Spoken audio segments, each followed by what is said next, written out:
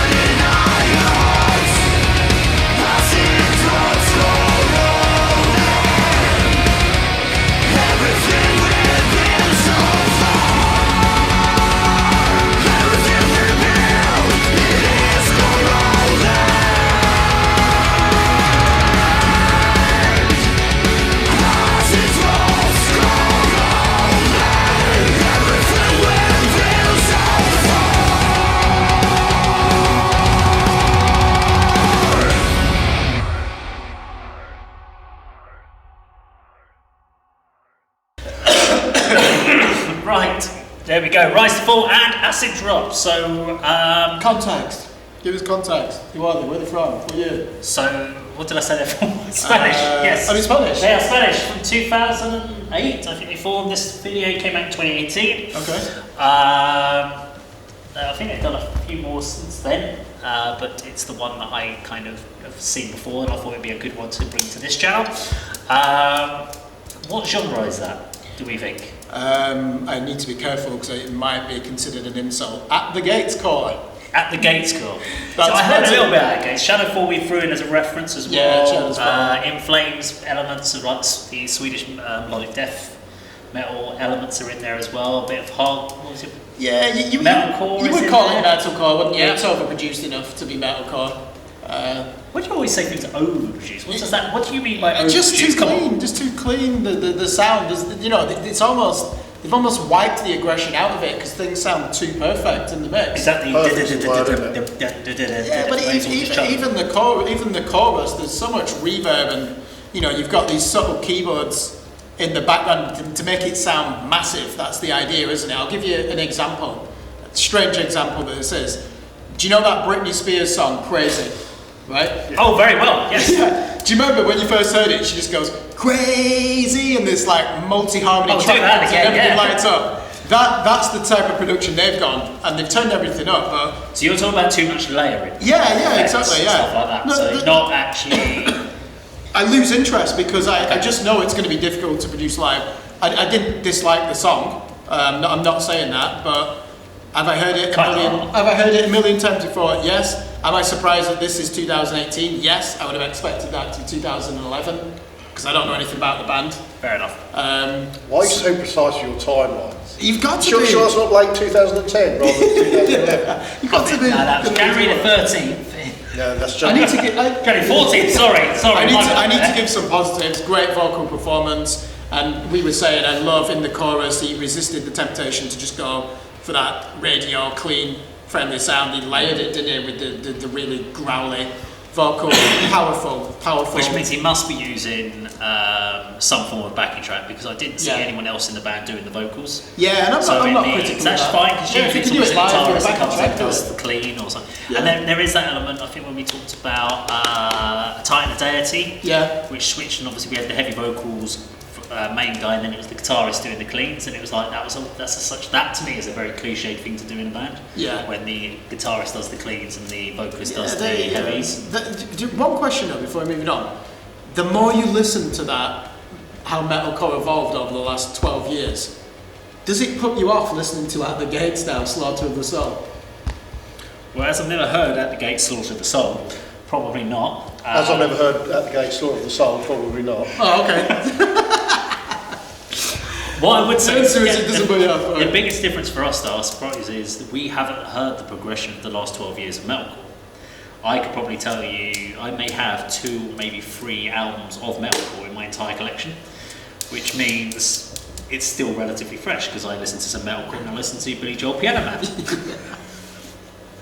And, so it kind of makes it a bit different for me. But I suppose if you listen to lots and lots of music, which you obviously do doing your reviews and so forth of music, you're almost in saturation of genres, Yeah. of the heavy stuff. Whereas I can kind of go, I'm just going to listen to this one album for a little bit, and Yeah, then put same in that, some yeah. like I'm going to go put on some Kate Bush or something. What did you think, Andy, then? I'd be interested to get your perspective because you're not bothered about what metalcore sounded like 12 years ago. No. To you, just judging that song now, what's your reaction? I mean, it's not my genre. You know, we threw some names in there. I don't know In Flames or At the Gates particularly well. I mean, the theme didn't seem particularly sort of up to date. You know, the song title and the images in the video. It's obviously an environmental song, which was very popular in the 90s, early 90s, wasn't it? You know, everybody was throwing out their environmental songs. You know, Didn't do much, did they? didn't have a lot of impact, but you know, the vocals for the first verse. I mean, Kirk, you probably confirm this or deny it, but it seemed to me like there was like aggressive vocals layered with him singing the same lyrics in his clean style. It's almost like an amalgamation of the two. That's what it sounded like to me. blended. Is that sort of, you know, in the style, or is that sort of quite different? I've never heard it before myself. Yeah, I prefer it when they do that. It doesn't happen enough, really. No, a lot of bands like say In Flames won't. In Flames will just go straight down with just raspy core, and that'll be it. Whereas I think in his case he has done that vocal and he's put a clean one underneath to fit it, just to give it more fatness. And if you can sing, why wouldn't you? Clearly, this guy has got the Yeah, I mean, pipes. they bring it into the chorus, as we often say in this sort of style. But I've never heard sort of like the two styles sort of mixed and layered for the verses of the song. Well, I wasn't blown away with it, to be honest. Like I say, it's not my genre, but visually, I think it's probably one of the best music videos I've seen for a very, very long time. I mean, there's the cutaway shots of the glaciers and the factories and the chimneys spouting smoke into the atmosphere, and their setting. I mean, you mentioned, Dave, where they filmed this looks fantastic. It was Great shots. Yeah, there's just a variety of great shots. But the theme was obviously abandonment, desolation, the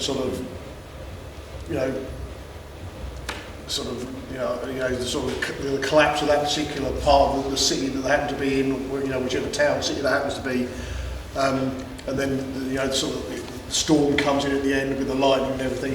What I didn't like though, which kind of almost spoiled it for me, is when the lightning made them explode and disappear. that was almost like A bit cheesy. a bit cheesy, something out of an 80s British comedy. So they did it very well. It was done very well. The effect was but great, but even the effect done well, it's not realistic, because you don't obliterate into nothing when you get struck by lightning. You kind of fall into ash and heap on the floor. But the video. I'd like to watch the video again, and the song's decent enough, but it's not really my thing. It's heavy, I'll give you that, isn't it? It's a good example of metal. Yeah, it's heavy. And there is a lot of poor metalcore bands out there. These aren't bad. They're not No, poor they- metalcore. I think they're probably a good example of the genre, and Yeah. they're probably popular. And There's a lot of muscle in what they do, isn't it? Yeah, it's adrenaline. What do you think then? Because you obviously chose it. Yeah, I really like the band. I'm not a big metalcore fan as a whole.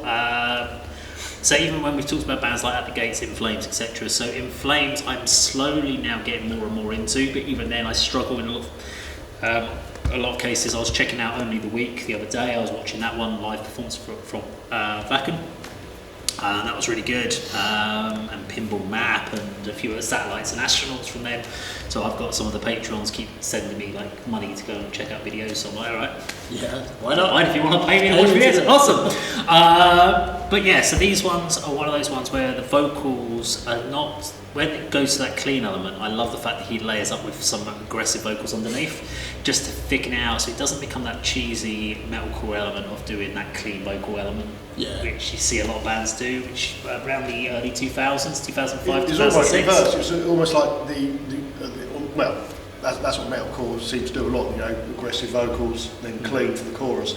But when he done the layers, the verse had the aggressive vocals with the complementary clean underneath, and then vice versa for the chorus. As you say, that worked well throughout the song. Rather than being one, then the other, then back to the aggressive. They've done that very well. Yeah, think of another example, not quite like that, but do you know when you listen to Unforgiven by Metallica, the verse parts are all in guitar distortion, and it's actually the chorus that goes clean. I remember seeing an interview about the making of the Black Album, and they said, because everybody would do the clean parts and then step on the distortion of the chorus, they wanted the opposite, and they've consciously done that. It's sophisticated technique, isn't it? I just wish we saw more of that in metalcore. Well, there we go. That was our reaction to Rise to Fall. Now, if you like this video, please do share, subscribe, and we will see you on another video sometime very soon. Take care.